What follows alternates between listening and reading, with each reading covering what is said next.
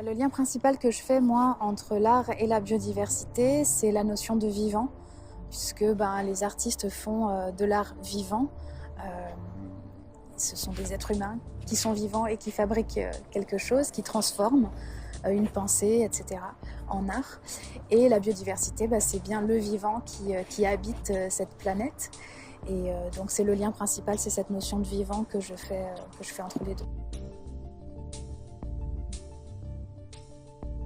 Cette année, avec ma compagnie, donc la compagnie Si tu m'apprivoises, on a travaillé sur la biodiversité marine en produisant un spectacle qui s'appelle Octopus Vulgaris.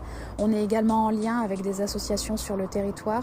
Donc là, ça peut être par exemple avec De Cidelard et le Chant des Colibris, ou alors avec Octopus Vulgaris, on était en lien avec Explore et Préserve, qui est une association qui travaille à la sensibilisation, à la protection de la biodiversité marine. Le lien qu'on peut faire, c'est ça, c'est un lien associatif entre celui qui pratique l'art et celui du terrain qui va venir justement apporter un autre regard sur la biodiversité, un regard concret, un regard, on va dire, dans le vivant pur et simple et concret, quoi. Comment est-ce qu'on respecte les plantes, comment est-ce qu'on habite un jardin, comment est-ce qu'on fait attention aux animaux, aux insectes.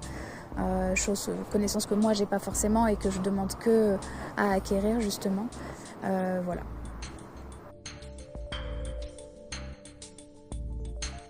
Quand j'étais à la fac, j'avais un cours d'histoire de l'art et j'ai eu un cours sur le land art. Alors le land art c'est très vaste, hein.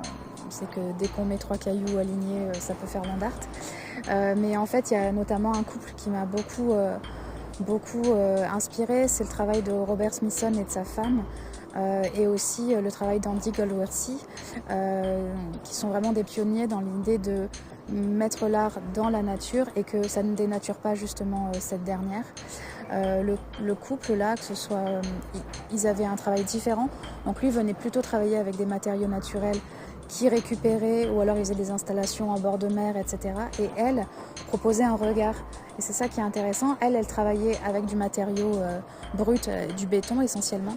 Et elle proposait des genres de grandes fenêtres rondes comme des objectifs pour pointer un aspect, un point de vue, voilà, quelque chose. Donc ils avaient vraiment un travail complémentaire.